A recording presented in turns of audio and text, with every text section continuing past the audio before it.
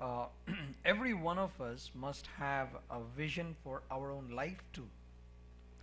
Your family must have a vision. You don't drive a car with headlights off, because if you do, you don't know where you're going.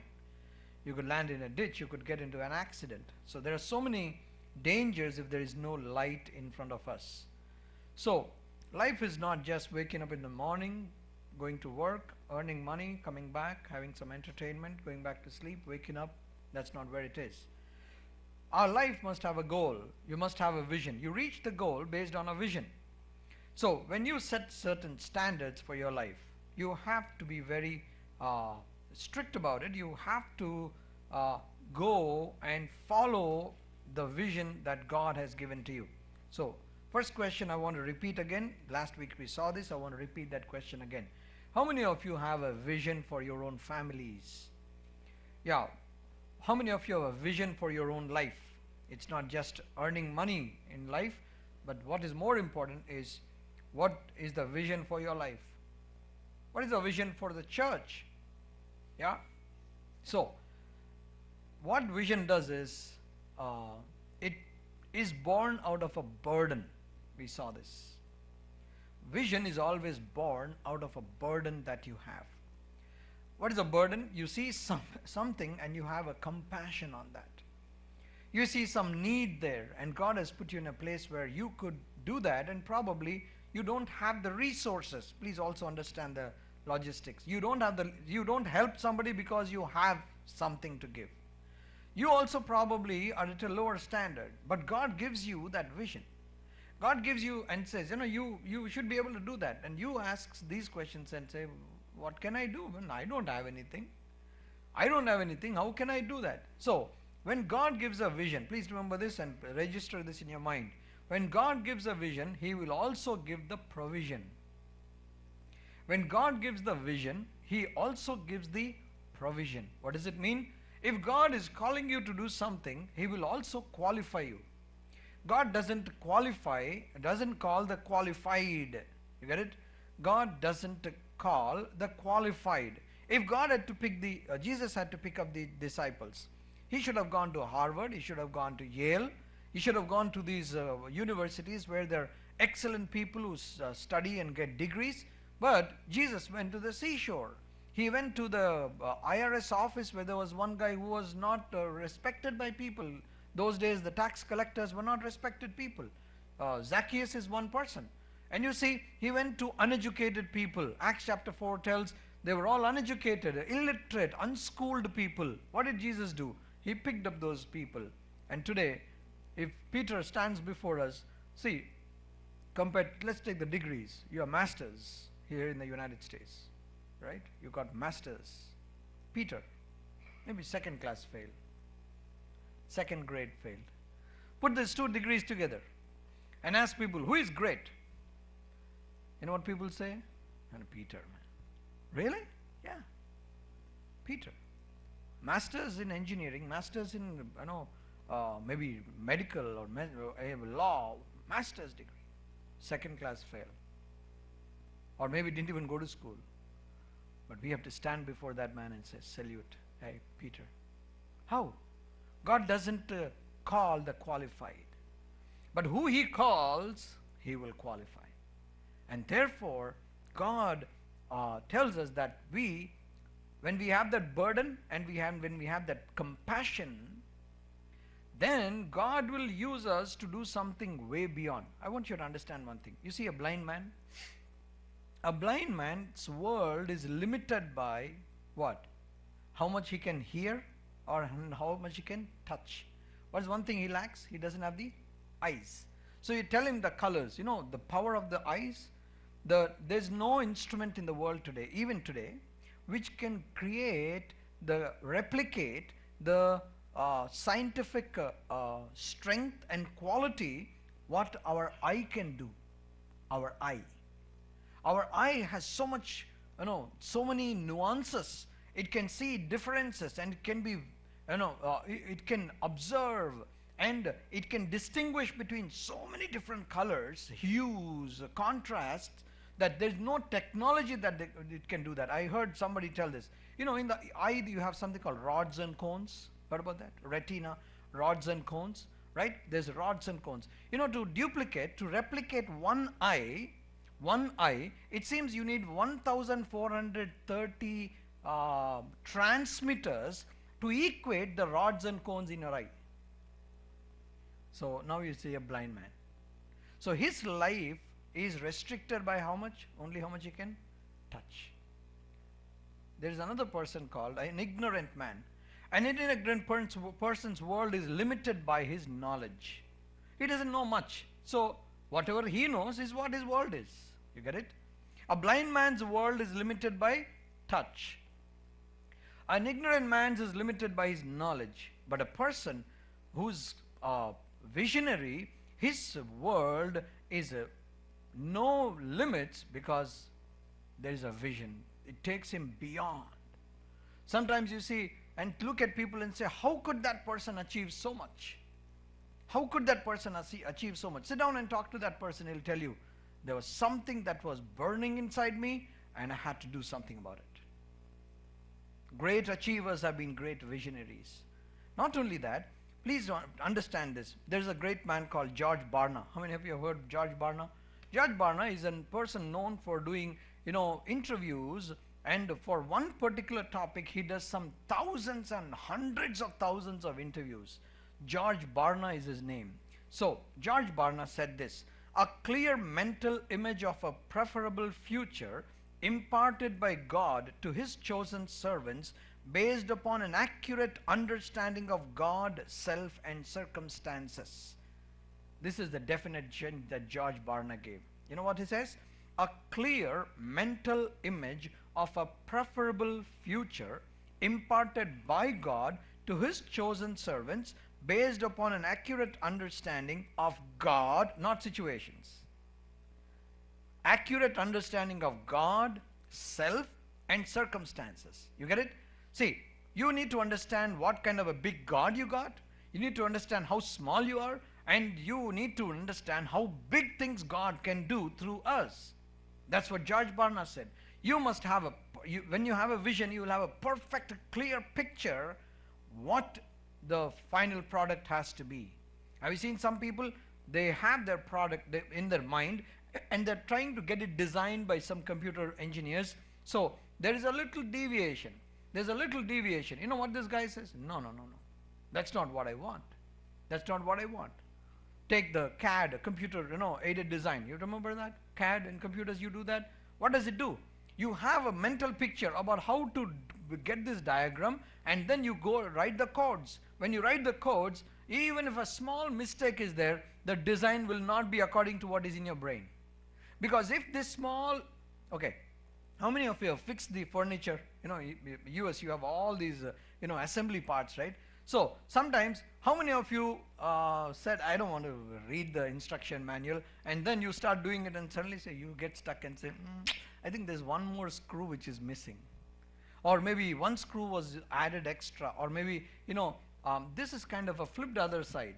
So what they do is they have done so much of research, and what they do is they say, you follow A, B, C and D. Then you put E and F and G and H, and then so what do they do? What do we need to do? We just need to follow. So what happened? Somebody had in mind what to do, how to do. If you do it a little different, you won't get it. Before the product is seen outside, that person has already seen that product. That's what is called vision. So it's a clear mental image of a preferable future. Now, as I'm talking about this, as we use this definition of George Barna, think about your family. Think about your own life. What is that question that you need to put? Do I have a clear mental picture of a preferable future for my life? Our thinking is so limited. We think about probably only, status, maybe green card, or maybe a house, maybe car. That is too small. Even other people in the world also do that. You are a child of God, so your vision needs to be something bigger. A clear mental image of a preferable future, and who gets that? Is it on your own design? No, that is given by God. Vision always comes from God, and to his chosen servants based upon accurate understanding of God. You need to understand how big God we got. How many of you, that's why we sang that song. Our God is greater, our God is stronger, our God is healer. So when we don't understand that we have the backing of such a great God, we will always be very limited. We will always be very limited.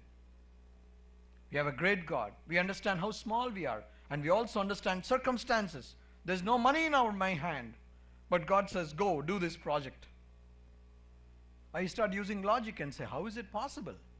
I cannot do this. God says, it means you're not understanding me. You don't understand how big I am. I can do this for you. So there comes a trust factor there. There comes a trust issue. So Lord, I will trust you. I know that I cannot do this on my own, but I know you're my God. I know I'm zero, but I know my circumstances have nothing with me. But you're telling me that it's going to, take a land, an empty land. Here in the US, you see, within 3 months there is a building, right? You didn't come to that area for some time, and three months later you say, where did this building come from? Behind that building, behind the construction, how much planning was there? There was an architect, there was a blueprint, there was somebody who drew a design, and somebody told this man how he wants the building to be. You know, when you want to build your house and you want to build it from the ground up, you know, how many people, they sit and they tell us, the architect, I want it like this. I want the steps to go from here. I want it like this. So, have you seen the steps? Has the wood come? Has the construction started? No. But even before the building comes up, what is there in your mind? Your design. That's vision. I want to ask this question. As believers, do you have a vision for your life? Do you have a vision for your life? Do you have a vision for your family? Or is the life just going like that? Today we're going to see what a vision can do. What does the vision do? There are a few things I want you to understand. It clarifies the purpose. What is the purpose of your life? It clarifies that purpose. Secondly, it establishes clear priorities. You know what is priorities? I always say this. Don't say that I don't have time. Everybody has got how much time? 24 hours. Everybody. Even the president of America has how much time? 24 hours. This person who is unemployed, sitting somewhere, even the person sitting on the roadside, how much time does he have? 24 hours. Right? 24 hours. Everybody has 24 hours. So within those 24 hours, what you give more importance is your priority. Don't say I don't have time. Nobody on this earth can say I don't have time. You know what you need to say? That is not my priority. A lot of people I've seen, they say, I've not been reading my Bible. I can show you people here in the US. I speak to them.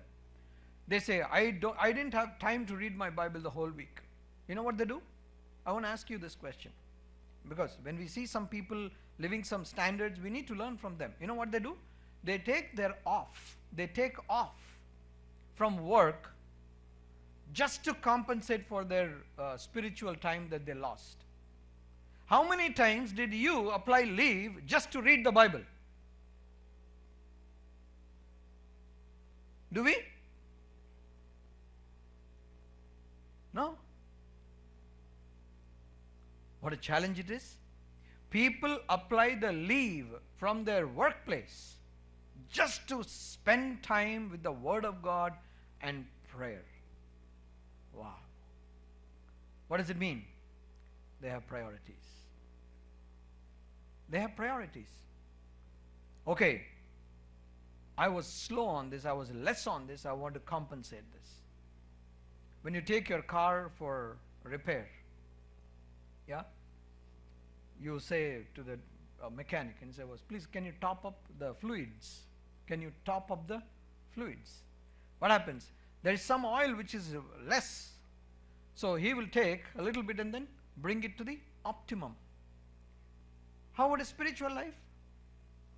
About a spiritual life, we leak or sometimes we drain. Are we trying to get it filled? God's given time. It establishes priorities. It clarifies purpose. See, when you start thinking about your life and say, okay, what is my vision? What am I actually doing on this earth? Then that's when your priorities will change. It will clarify your purpose. Sit down and ask this question. Why am I existing at all? Why am I existing at all? What is the purpose of my life? And then you will start thinking, okay. So, if I want to achieve that purpose, I have to cut down this, I have to do this, I have to increase this in this measure. So, you will have a clarity of your purpose, and then same time, you will change your priorities. I'll tell you one more thing. The way we give priorities to our priorities tells us a lot about our life. Yes or no? Because in that little time that you got, what you are doing is what matters. How is it that man, Moses was on the mountain in the presence of God 40 days and 40 nights. He was in the presence of God for 40 days and 40 nights. He didn't have any urgency and say, Lord, can you finish off? I have a birthday party. Lord, how many chapters should I write? No. You don't feel, because you're in the presence of God. Other things can be put aside. How many of you change your schedule because you felt, no, this is not right? So you're doing something and suddenly somebody says, you know what, we need to go. Your wife comes and says, you know what, we need to go there.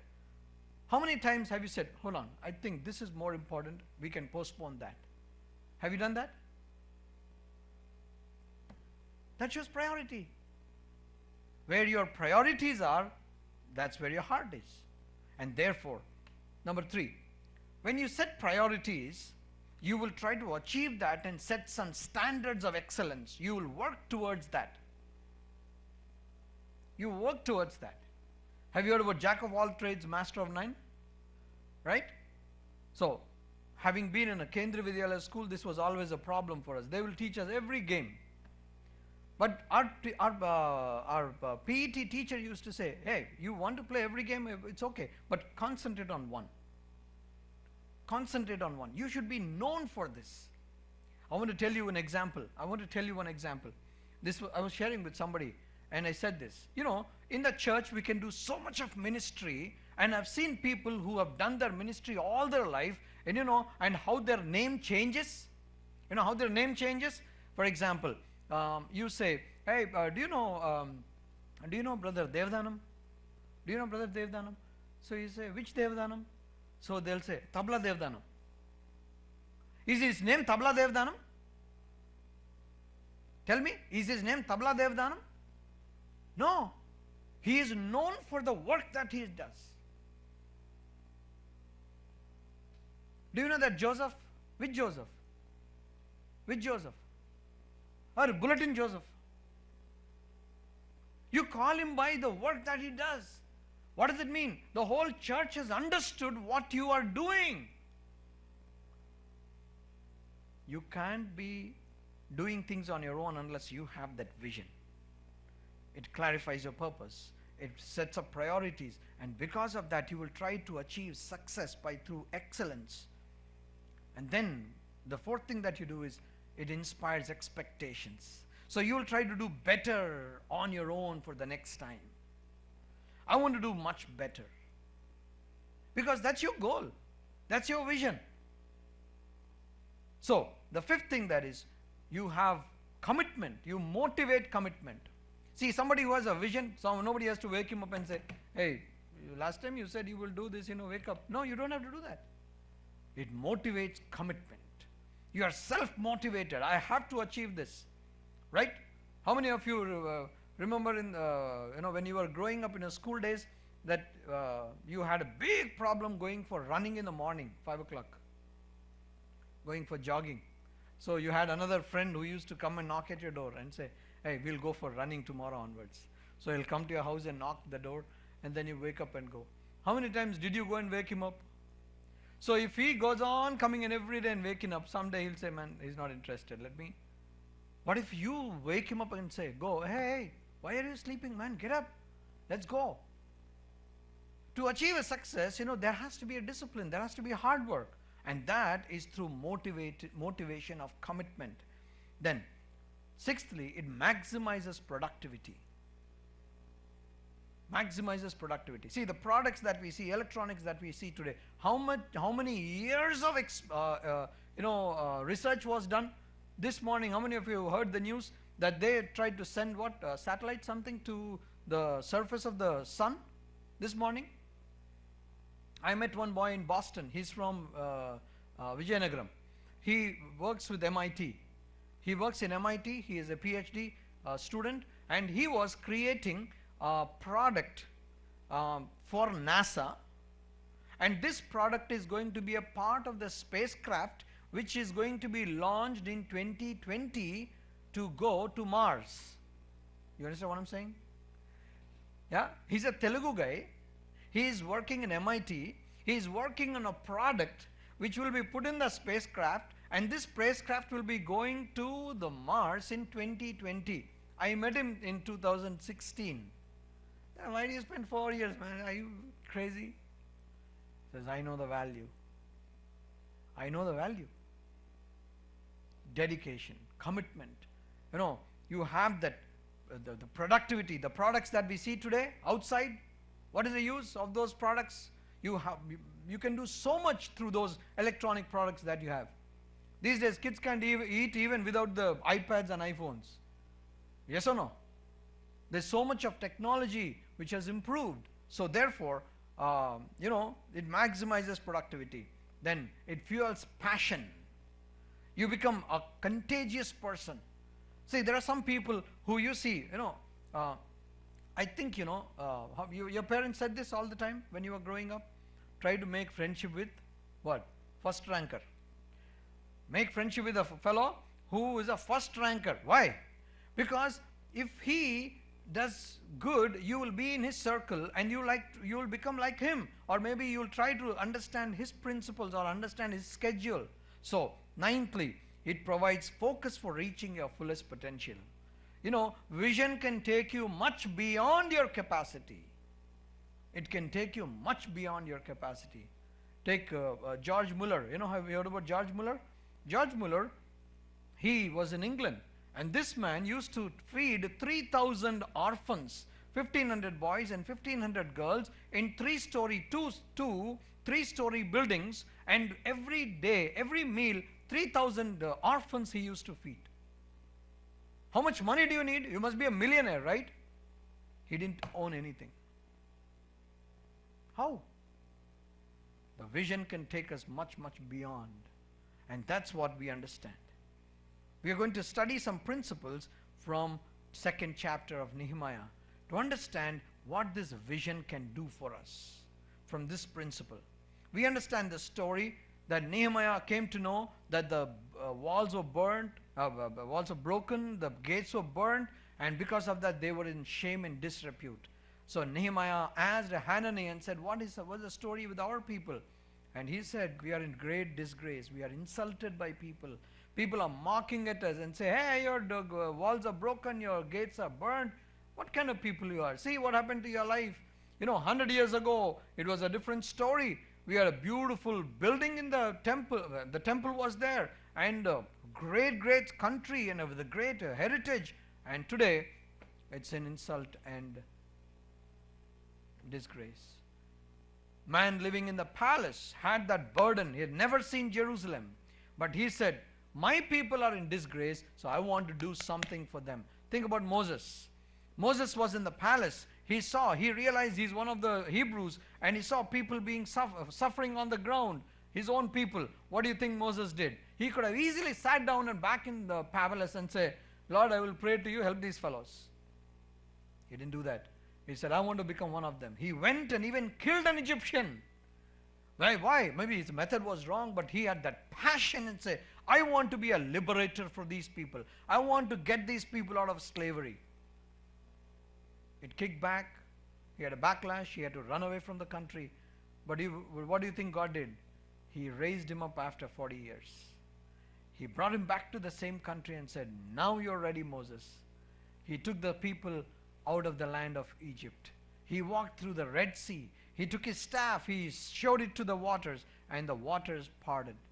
What a great man of God Moses is. You find him in the New Testament coming down from heaven onto the Mount of Transfiguration.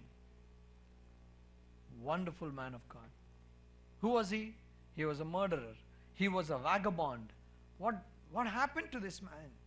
He was in palace. He could have lived a comfortable life. Many times we live a very complacent and a dispassionate life. We don't have concern for other people. We don't worry about what is happening in their life. Even in the church life also, when somebody is having a situation, that's why body of Christ is said. Paul says, when one suffers, everyone suffers. So what do you understand? We need to have that compassion for one another. I always say this. I will also always say this. And this is an example I always give this is what I've taken from 1 Corinthians chapter 12 about the body of Christ. We see, when a thorn pricks your sole of the foot, okay? A thorn pricks the sole of your foot. This hand goes to the sole of the foot. This other hand wipes the eye. This hand wipes the tear of the eye. The hand can say, that's your problem, I don't care. It pricked the sole of the foot. This hand goes and takes the thorn off. This hand wipes the tears from the eyes. Body, the Lord created his body so beautifully. Psalm 139 says, you have created the body, me, wonderfully and fearfully, he says. That's the analogy of the body of Christ. So there have to be people who have this compassion, who have this passion, who have this burden to see something suffering or somebody suffering. And that's what we see Nehemiah did. What did he do? Next thing, last week we saw. What did he do? He prayed and mourned and fasted for the disgrace of the people. When is the last time we really fasted and prayed? We may fast and pray for our own benefits. Yes or no? Maybe for a job or for a status, for a health situation, or maybe somebody is not well back home. Nothing wrong about that. Nothing wrong. Nothing offensive. But how many times did we fast and pray for the spiritual condition of the people who are... We do persecution report. We do persecution report. How many times did we say, okay, I'm going to fast and pray for that country? You never know how God will use your fasting and praying for that country.